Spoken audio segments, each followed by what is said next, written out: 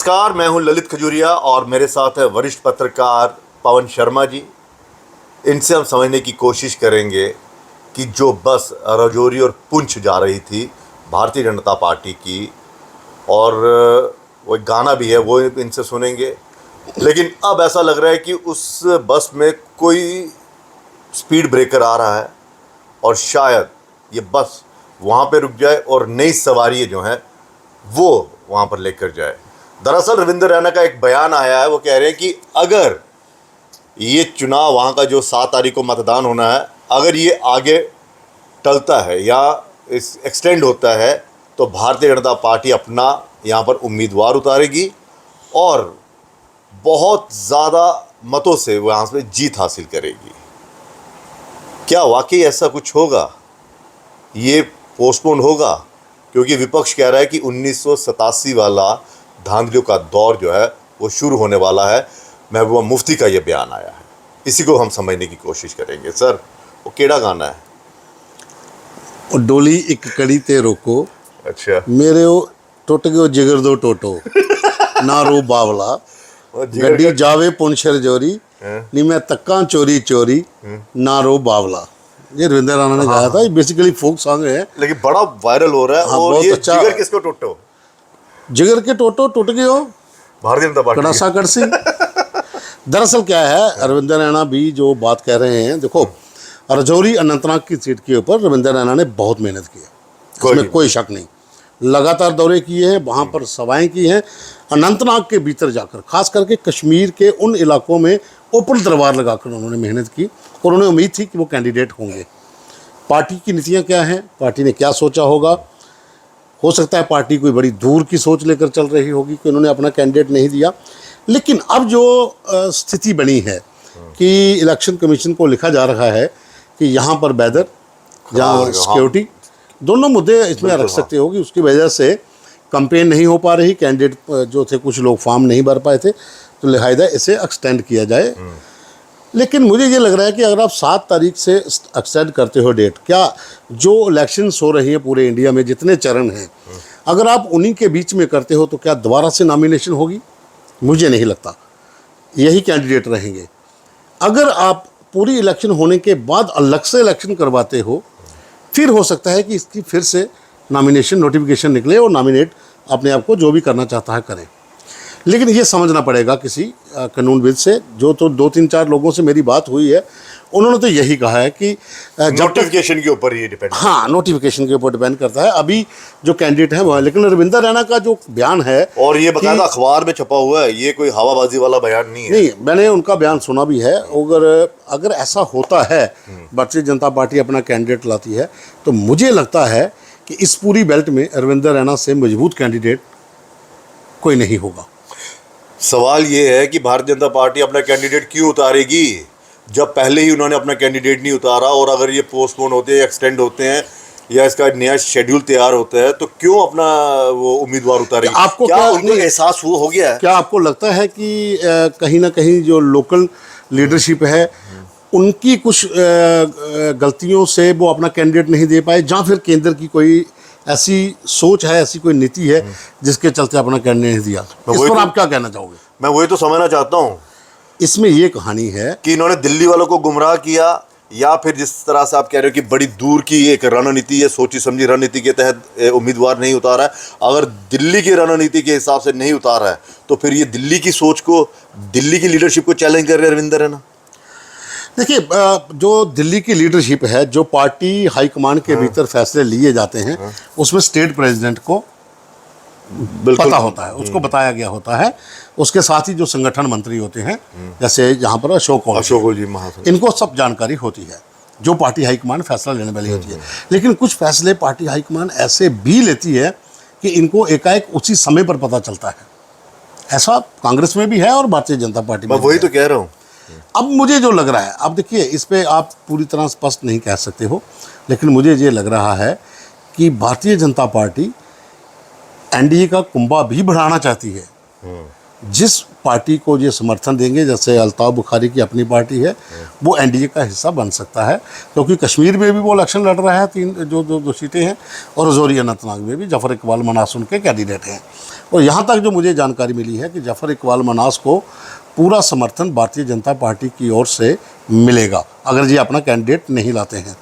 लेकिन जैसे रविंदर रैना का बयान है कि हम अपना कैंडिडेट लाएंगे, तो मुझे लग रहा है कि आपके पास दो बड़े चेहरे उस समय हैं। एक महिला, क्योंकि जम्मू कश्मीर में किसी भी महिला को एमपी की टिकट नहीं मिली है, डॉक्टर शहजाद गनई या फिर रविंदर रैना, दोनों में से अगर तो क्या इनसे अब इनको एहसास हो रहा है, जिस तरह से हम लगातार इस पर एक चर्चा, हमने एक सीरीज चलाई हुई है, लगातार हम इस पर चर्चा कर रहे हैं कि आखिर क्यों घुटने टेक दिए, और जब लोगों ने इसका विरोध भी किया कि भाई साहब आपने उम्मीदवार क्यों नहीं उतारा, कहाँ कमी हो गई, आप तो भारतीय जनता पार्टी को वहाँ पे मजबूत कर रहे हैं, और नॉमिनेशन जब आखिरी दिन था तब आप कह रहे थे कि हमने वहाँ पर भारतीय जनता पार्टी का इतना प्रचार किया है, तो वो प्रचार किसके लिए था, या फिर गलती का एहसास हो गया कि भाई साहब उम्मीदवार नहीं उतारा।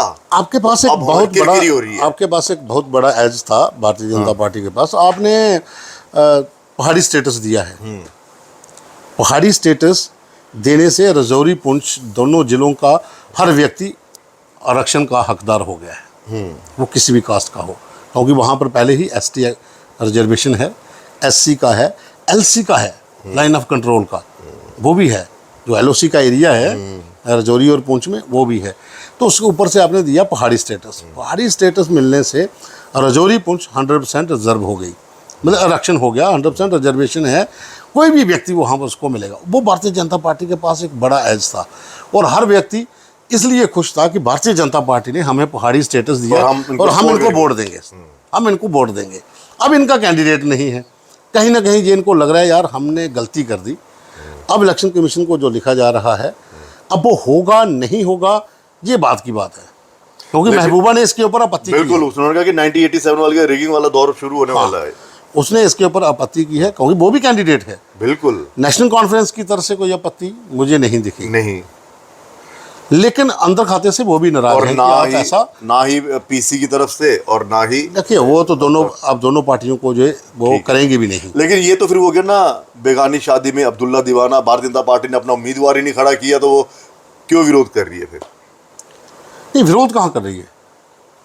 विरोध मतलब कि इलेक्शन कमीशन को क्यों चिट्ठियां लिखी जा रही है? ये लिखा जा, वही मैं बता रहा हूँ कि डेट एक्सटेंड करने के लिए लिखा जा रहा है, लेकिन उसमें कानूनी जो राय है वो ली जा रही है सब। मैं वही तो क्या, इसलिए अभी तक इलेक्शन कमीशन की तरफ से कोई फैसला भी नहीं आया, वो अलग बात है, लेकिन चर्चा का, हाँ चर्चा है, में चर्चा तो शुरू बिल्कुल। वो इसलिए मुझे जो लग रहा है कि अगर आप नोटिफिकेशन निकालते हो, एक बार कैंडिडेट अपने नॉमिनेशन भर देते हैं, वही रहते हैं। अगर आप इस पूरे सभी चरण लोकसभा के इलेक्शन के खत्म हो जाएं, उसके बाद आप अलग से नोटिफाई करें राजौरी अनंतनाग सीट के लिए, तो दोबारा से फिर तो आरोप ये लगेंगे कि इलेक्शन कमीशन जो है वो भारतीय जनता पार्टी के इशारे पर चल रहा है कि भाई साहब भारतीय जनता पार्टी ने अपना कैंडिडेट नहीं उतारा, इसीलिए इसको रीशेड्यूल किया गया। लेकिन जो उनका तर्क है कि भाई आपके पास उस इलाके में मुगल रोड जैसे बंद रहा इतनी देर, अभी भी शायद बंद है, वहाँ पर कैंडिडेट्स नहीं पहुँच पाए, प्रचार नहीं कर पाए। बहुत सा एरिया जो राजौरी पुंछ का है मुगल रोड के रास्ते ही अब अनंतनाग की तरफ। देखिए वो तर्क है, लेकिन बाकी पार्टी तो विरोध नहीं कर रही है ना इसका।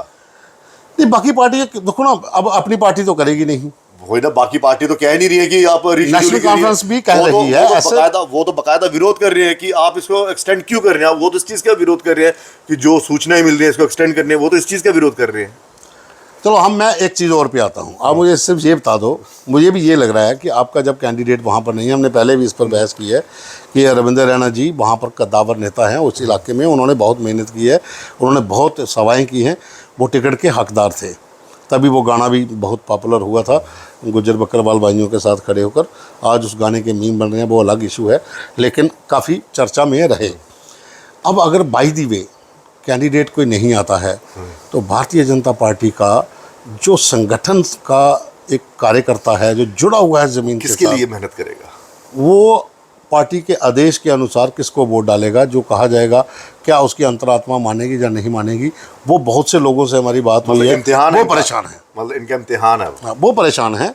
बहुत से वोटर जो हैं उनसे हमारी बात हुई है, उन्होंने कहा यार हमें फंसा दिया है, हम तो इस बार पूरी तरह से भाजपा के साथ थे, और वो भी वोटर साथ था जो कभी दूसरी पार्टियों के साथ था कि हमें पहाड़ी आरक्षण मिला है तो हम इनके साथ हैं।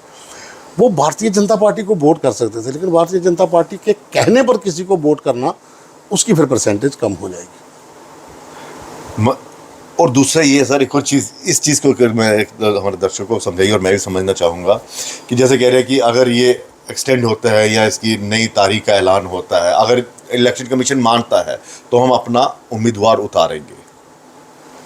तो फिर जो कह रहे हैं कि बैट बॉल को हमने सपोर्ट करना है, इनका इंटरव्यू भी आया था कि अगर आपने अपना कैंडिडेट उतारा तो किसको समर्थन देंगे, तो वो कह रहे हैं बैट बॉल को करेंगे। तो फिर ये दोहरा चेहरा, दोहरे मापदंड नहीं हो रहे हैं कि अगर नहीं हुआ फाइनल तो उसको करेंगे सपोर्ट, अगर फाइनल हो गया तो हम उनके अगेंस्ट भी चलेंगे। जाइए, यही तो सियासत है। सियासत में कोई दोहरा चेहरा नहीं होता। सियासत मौके पर खेली जाती है। अच्छा, मौके पर खेली जाती है, मौके पर गुगली फेंकी जाती है। अब बैट बॉल जो है उसके भीतर में गुगली घूमेगी या फिर कमल के आसपास गुगली रहेगी। ये सियासत है। इसके ऊपर आप कुछ नहीं कह सकते हो कि उन्होंने ये कहा, वो कर दिया, कहा ये था, हुआ ये है। ये सब चीज़ें एक साइड में रह जाती हैं जब सियासत बीच में आ जाती है, क्योंकि सियासतदानों का काम होता है सियासत करना। सियासत के जरिए ही वो इस पूरे जो एक नेटवर्क है उसको चलाते हैं। कैडर से लेकर, जो एक गांव से जुड़ा हुआ कार्यकर्ता है, उससे लेकर डिस्ट्रिक्ट प्रधान तक जितने भी लोग होते हैं वो अपने नेता के उस आदेश का इंतज़ार करते हैं कि कब ये फरमान आए कि हमने क्या करना है, क्या करना है। फरमान तो कह रहे तो आ गया वहां से, लेकिन अब तो नया फरमान भी आ गया ना रैना साहब का कि एक्सटेंशन अगर मिल जाती है। और ये रैना साहब का डिसीजन है, उनकी ये सोच है, आपको क्या लगता है? वो जम्मू कश्मीर पार्टी के प्रधान हैं। सबसे पहले तो केंद्र की जो हाई कमान है पहले उनसे बात करेगी ना, संगठन मंत्री से बात करेगी, बाकी लोगों का तो नंबर बाद में तो फिर इसका मतलब उनको फटकार भी डलेगी, पड़ सकती है कि भाई साहब पहले क्यों नहीं आपने बताया, आपने हमें अंधेरे में इसमें इस पूरी चीज में आपने देखा होगा जम्मू कश्मीर के जो प्रभारी बनाए गए तरुण चुग और उनके साथ आशीष चुग, उनका कोई बयान नहीं आया। क्यों नहीं आया? गुगली तो यहाँ पर है। ये तो समझने की, अब रविंद्र रैना जी तो अपने बयान दे रहे हैं, लेकिन आपकी स्टेट के जो चुनाव के प्रभारी हैं जम्मू कश्मीर के, दो व्यक्ति हैं और वो दोनों माने हुए नेता हैं बाहर से आके, जहाँ पे पिछले काफी समय से, लेकिन जीता एक भी नहीं है। चलो वो अलग बात है। ऐसा नहीं होता, संगठन में वो लोग भी होते हैं जो चुनाव ही नहीं कभी लड़ते, वो एक अलग चीज है ना, वो तो वही मैं बता रहा हूँ। संगठन में ऐसे लोग भी होते हैं जो कभी चुनाव ही नहीं लड़ते, लेकिन उनकी पैठ अच्छी होती है। आप अशोक कौल जी को देख लीजिए, संगठन मंत्री हैं, चुनाव कभी नहीं लड़ा, लेकिन अच्छी पैठ है। तो वो उन दोनों का कोई बयान नहीं आना। पैठ अच्छी है तभी तो ग्रुप में बदल गई है सारी की सारी। अच्छा, रविंद्र रैना की अगर हम बात करें तो क्या रविंद्र रैना जी को ये एहसास हुआ, आपको लगता है कि उनको इस चीज़ का एहसास हुआ कि यार मैंने ही लड़ना था चुनाव, लेकिन अब जिस तरह से ये खबरें फैल रही हैं तो चलिए एक और ये बयान दे दिया जाए कि यहाँ पर हम अपना उम्मीदवार उतार आप ऐसे बयान नहीं दे सकते हो इन मौक़ों पर। कहीं ना कहीं कुछ आया तो है ना बयान, कहीं ना कहीं कुछ पक रहा होता है। अच्छा, तभी बिना धुआं नहीं निकलता है। आप पार्टी के प्रधान हो, आप ऐसे थोड़ी बयान देते हो, कहीं ना कहीं कुछ ना कुछ है। लेकिन मुझे ये लग रहा है कि जो आपके प्रभारी हैं जम्मू कश्मीर के, उनका बयान नहीं आया, तो ये गुगली जो घूम रही है, ये बैट बॉल के बीच ही ना कहीं रहे। देखो आप कैसे, आपने नोटिफाई कर दिया ये 7 तारीख को चुनाव होने हैं, इतनी तारीख को आप फॉर्म भरिए, इतनी तारीख को स्क्रूटनी है, इतनी तारीख तक अपना नाम वापस ले सकते हो। वो सारी प्रक्रिया खत्म हो गई है, नाम सबमिट हो गए हैं, कितने लोग हैं बस वही रहेंगे। अब बीच में रह गए हैं 7-8 दिन। तो अगर आप एक्सटेंड कर देते हो और इसी लोकसभा सीट की नोटिफिकेशन फिर से जारी करते हो जब सभी चुनाव खत्म हो जाएंगे, पूरे देश में जब लोकसभा के चुनाव खत्म हो जाएंगे, तब से आप अलग लोकसभा सीट की नोटिफिकेशन जारी करोगे, तब सब लोगों को मौका मिल सकता है फिर से नॉमिनेट होने के लिए।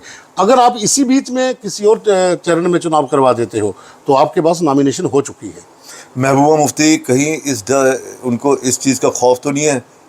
यहाँ लग रहा है कि जीत मेरी निश्चित थी, अगर बीच में ये आ गए तो वोट बढ़ जाएंगे और मैं फिर वहीं पे रह जाऊंगी। जीत कैसे निश्चित थी? आपके सामने नेशनल कॉन्फ्रेंस का एक कद्दावर नेता है जिसे पीर के नाम से जाना जाता है उस इलाके में, यार बहुत फॉलो है उसकी भी। आप ऐसा नहीं कह सकते कि महबूबा मुफ्ती को पता मैं जीत जाऊं, या फिर महबूबा मुफ्ती को कड़ी थी उसकी, या फिर महबूबा मुफ्ती को इस चीज़ का भी डर सता रहा है कि शायद ये चुनाव ही ना करवाएं।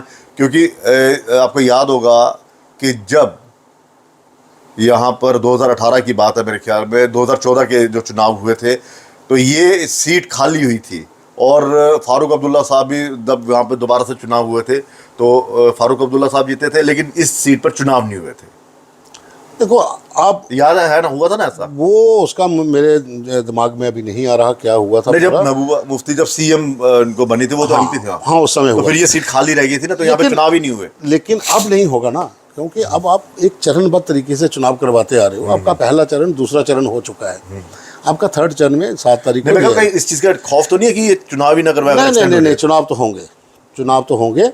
हाँ, नोटिफाई हो सकता है दोबारा से नोटिफिकेशन, अगर जो लग रहा है कि अगर इलेक्शन कमीशन को लिखा गया है, अगर उसके ऊपर वो इसका संज्ञान लेते हैं, तो हो सकता है कि चौथे चरण में, 5वें चरण में चुनाव हो जाए, लद्दाख वाली सीट के साथ चुनाव हो जाए।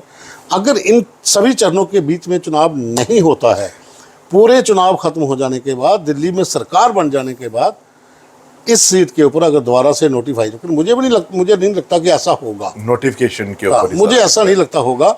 इन्हीं अगर बीच में कहीं करवाते हैं तो मुझे नहीं लगता कि दोबारा से नोटिफाई होगी। एक आखिरी सवाल सर, क्या वाकई दिल्ली में और जम्मू जो इकाई, जम्मू कश्मीर जो भारतीय जनता पार्टी की इकाई है, इसमें कुछ गैप है? आपको लगता है कम्युनिकेशन गैप है?